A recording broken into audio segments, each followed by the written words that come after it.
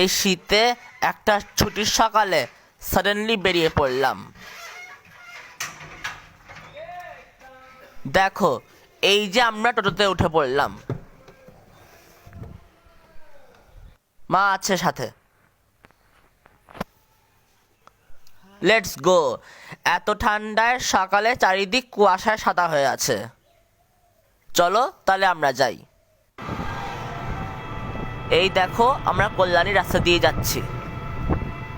হু হু করে ঠান্ডা দিচ্ছে ও চারিদিক কুয়াশায় ঢেকে আছে। আমার সাথে তোমরাও দেখে নাও। আমি কিন্তু খুব এনজয় করছি।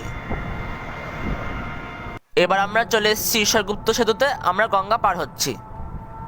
কিছুই দেখা যাচ্ছে না, সব সাদা হয়ে আছে।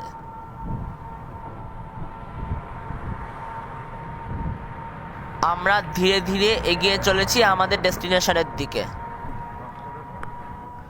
আমরা পৌঁছে গেছি। বলো তো এটা কোন স্টেশন? ডিটেলসে আসছি পরের মিনি ব্লগে। আমার সঙ্গে থাকো। টাটা।